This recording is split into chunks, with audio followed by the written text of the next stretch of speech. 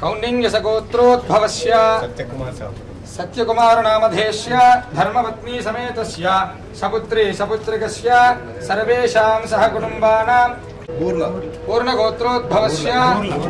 पूर्णगोत्रोद्भवस्य रामाञ्जनेय नामधेयस्य धर्म जयम्मनाम्याः आदिवैद्याय नमः अमृतगणसहस्राय नमः आरोग्य ఏడుకొండలవాడ Venkataramana Govinda Govinda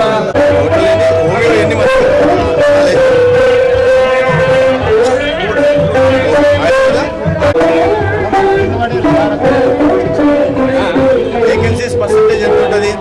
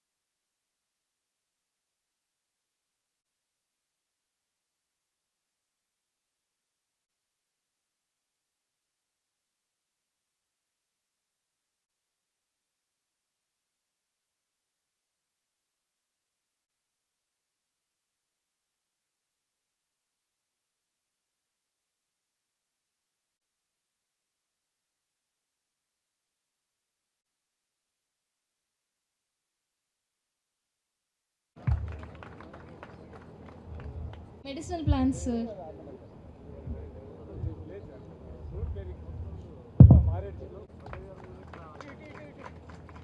It is with sir. Sri Nageswara garu Janasena senior నాయకులు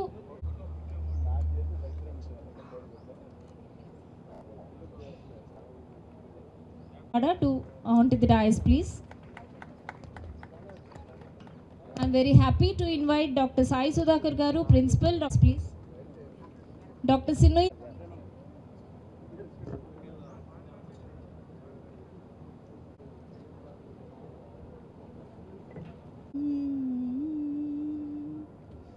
Jai Dhanvantari.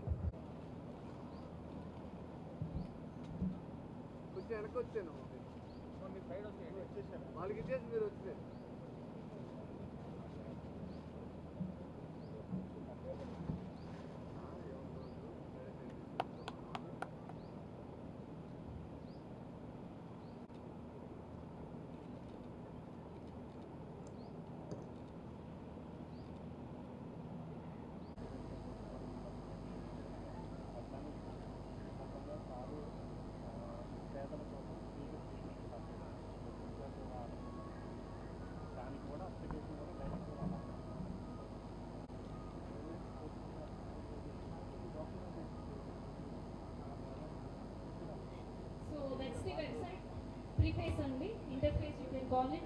ఇలా ఉంటుంది website you can all see చెప్పండి సార్. ఏం లేదు సార్, మీరేమో ఇప్పుడు స్టేజ్ మీద విజనరీ లీడర్ చంద్రబాబు అంటున్నారు.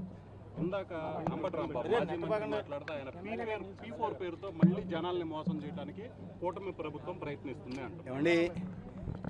P4 అంటే ఏంటి అనే విషయాన్ని అర్థం చేసుకోవడానికి కాస్త విఘ్నత ఉండాలి, కాస్త తెలివితేటలు కూడా ఉండాలి. నేను ఎవరిని ఇది చేయట్లా, వాళ్ళకి అర్థం కాకపోతే వాళ్ళ విఘ్నతకే వదిలేస్తాను. పోలవరం గురించి అవగాహన లేని వ్యక్తి, డయాఫ్రమ్ వాల్ గురించి, కాపర్ డ్యామ్ గురించి అవగాహన లేని వ్యక్తి దాదాపు 3 సంవత్సరాల పాటు నీటిపారుదల శాఖ మంత్రి, నోటిపారుదల శాఖ మంత్రిగా ప్రాచుర్యం పొందిన వ్యక్తి ఇవాళ P4 గురించి కాన్సెప్ట్ గురించి అర్థం కాకపోతే అది ఇంకా ఆయనకి వదిలేస్తున్నా. అటువంటి ప్రజలు అది వాళ్ళకి ఏవి తెలుసు? మీరు గతంలో నేను మాట్లాడదలుచుకోలే, విమర్శ చేయదలుచుకోలే. మంత్రులుగా వారు దేనికి గుర్తింపు పొందారు, నేను అవన్నీ చెప్పాలా? కాబట్టి అటువంటి వ్యక్తి మాట్లాడిన మాటల గురించి పట్టించుకోని అవసరం లేదు. పబ్లిక్ ప్రైవేట్ పీపుల్స్ పార్ట్నర్షిప్ పేరుతో ఇవాళ సంపద సృష్టించడమే కాకుండా ఇప్పటికే సంపద సృష్టించిన వారి దాకా 10% పైన ఎవరైతే ఉన్నారో వారి ద్వారా కింద ఉంటున్న 20% పేదలకి లబ్ధి కలిగారు. అంటే ధనం ఇస్తాము, డబ్బులు ఇస్తామని చెప్పట్లా, వారి ద్వారా కెపాసిటీ బిల్డింగ్. నిన్న ఉదాహరణకి మెగా కృష్ణారెడ్డి గారు 2 మండలాన్ని దత్తత తీసుకున్నారు, వారి సొంత మండలాన్ని దత్తత తీసుకున్నారు. ఆ మండలాన్ని దత్తత తీసుకున్నప్పుడు ఇవాళ సెన్సస్ చేస్తున్నాం, స్కిల్ సెన్సస్ జరుగుతూ ఉంది. వాటిని గుర్తించిన తర్వాత ఎవరెవరు ఆర్థిక పరిస్థితులు ఎలా ఉన్నాయి, సామాజిక నేపథ్యం ఏంటి, వాటిని అన్నింటి పరిగణలోకి తీసుకున్న తర్వాత ఎవరికి ఏ రకమైన నైపుణ్య శిక్షణ ఇస్తే బాగుంటుంది, లేదా ఎవరికి ఎటువంటి ఉపాధి అవకాశాలు కల్పిస్తే బాగుంటుంది, దానికి అనుగుణంగా శిక్షణ ఇచ్చి వారి జీవితాల్లో వెలుగులు నింపే ప్రయత్నం, అంటే చాప పట్టుకోవడం నేర్పించే ప్రయత్నం చేస్తుంటున్నాం. అది గౌరవ ముఖ్యమంత్రి చంద్రబాబు నాయుడు గారు చేస్తున్నది. నేను అందుకని చెప్పింది, కేంద్రంలో దార్శనికత కలిగిన నాయకత్వం నరేంద్ర మోడీ గారి రూపంలో ఉంది, రాష్ట్రంలో చంద్రబాబు నాయుడు గారి రూపంలో ఉంది. ఆ విషయాన్ని వాళ్ళు అర్థం చేసుకోలేకపోతే వారు ఎందుకంటే ప్రజల కష్ట సుఖాల గురించి, బాధల గురించి 5 సంవత్సరాలు మర్చిపోయారు. దాని తర్వాతనే ఆ పరిణామాల కారణంగానే వారికి అటువంటి దారుణ ఓటమి ఎదురైందనే విషయాన్ని కూడా మర్చిపోయి మళ్ళీ ఇటువంటి విమర్శలు చేయడం సబబు కాదు. సార్, ఇంకోటి మీరు పోలవరం గురించి మాట్లాడారు కదా, పోలవరం గురించి కూడా అంబటి రాంబాబు మాట్లాడారు. కేంద్రం నిర్మించాల్సిన పోలవరం రాష్ట్రం ఎందుకు నిర్మిస్తుంది, దీని మీద చర్చకు నేను ఎన్నిసార్లు పిలిచినా ఒక్క టీడీపీ లీడర్ కావచ్చు ఇప్పుడు ఆయనకి అర్థం కానిది ఏంటంటే మరి 5 సంవత్సరాలు ఎందుకు కేంద్రానికి వదిలేయలేదు, దానికి ముందు సమాధానం చెప్పండి. కేంద్రము రాష్ట్ర విభజన సందర్భంగా అన్యాయంగా, అశాస్త్రీయంగా, అనైతికంగా విభజన జరిగింది. రాష్ట్రానికి న్యాయం జరగాలి అంటే 1941లో మొట్టమొదటిసారి భూమి పూజ చేసిన పోలవరం ప్రాజెక్టు జీవనాడి, దీని కారణంగా 23 లక్షల ఎకరాలకి ఆయకట్టు వస్తుంది. తర్వాత ఉత్తరాంధ్ర ప్రాంతానికి మంచినీటి వసతి కలుగుతుంది, రాయలసీమ ప్రాంతానికి కూడా మంచి జరుగుతుందనే ఉద్దేశంతో ఇవాళ ఆ సందర్భంగా 90% కేంద్ర నిధులు, 10% రాష్ట్ర నిధులతో ప్రాజెక్టు మొదలైంది. అయితే తర్వాత పరిణామాల నేపథ్యంలో మొట్టమొదటి క్యాబినెట్లోనే దాన్ని 7 ముంపు మండలాలు ఏవైతే ఉన్నాయో వాటిని ఆంధ్రప్రదేశ్లో కలుపుతూ అదే రోజు ఆర్డినెన్స్ తీసుకురావడం కూడా ఎన్డీఏ ప్రభుత్వం రాష్ట్రంలో కేంద్రంలో ఉన్నప్పుడు జరిగింది.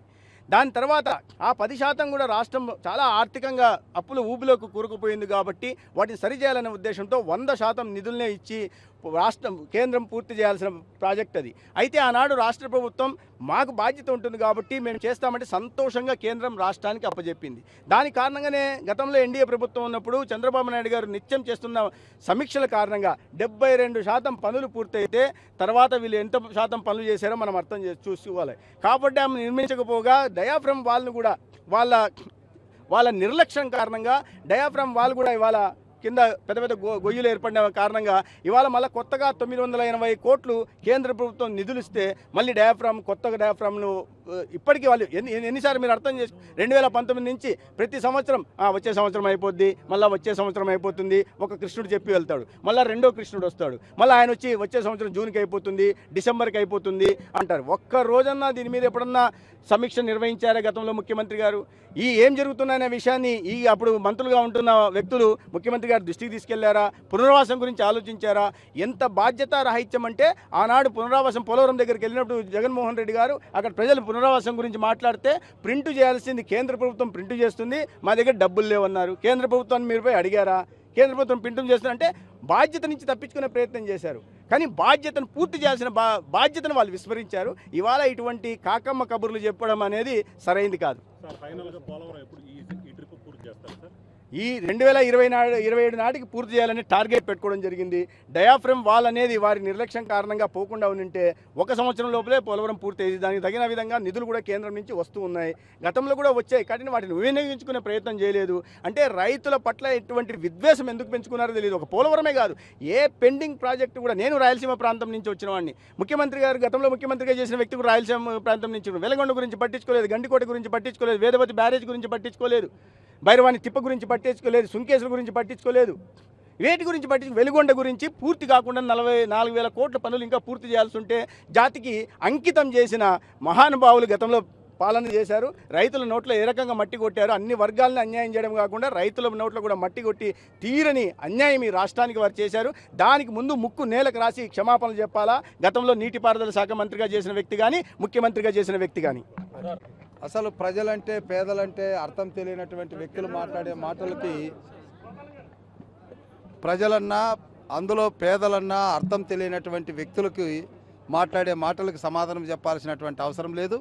వాళ్ళు 5 ఏళ్ల పాలనలో పేదలను దోసుకోవడం తప్ప, స్కీములు రద్దులతో పేదల్ని అన్యాయం చేయడం తప్ప, వారికి కేటాయించినటువంటి సప్లాన్ నిధులను దారి మళ్లించడం తప్ప, పేదల్ని పేదలుగానే చూడడం తప్ప వాళ్ళు చేసింది ఏమీ లేదు. అలాంటి పేదల్ని సంపన్నులుగా తయారు చేసేటటువంటి కార్యక్రమం ఈ P4 ఫార్ములా. అంటే ప్రభుత్వం ఉంటుంది, ప్రైవేటు వ్యక్తులు ఉంటారు, ప్రజలు ఉంటారు, వీళ్ళ మధ్య ఒక పార్ట్నర్షిప్ ఏర్పాటు చేయాలన్నటువంటి ధోరణిలో చూసాం. ఆ రోజు కూడా ఈ ప్రైవేటు వ్యక్తులు ఎవరైతే ఉన్నారో పారిశ్రామికవేత్తలు కావచ్చు, కాంట్రాక్టర్లు కావచ్చు, వాళ్ళ నుంచి పర్సెంటేజ్లు దోసుకోవడం తప్ప వాళ్ళ నుంచి కొంత వాటా పేదలకు ఇవ్వండి అని ఎప్పుడు అడిగారు? ఇప్పుడు అడుగుతున్నాం, అయ్యా మీరు సంపాదించిన దాంట్లో కొంత వాటా పేదల గురించి ఆలోచించండి, పేదల గురించి పట్టించుకోండి అని.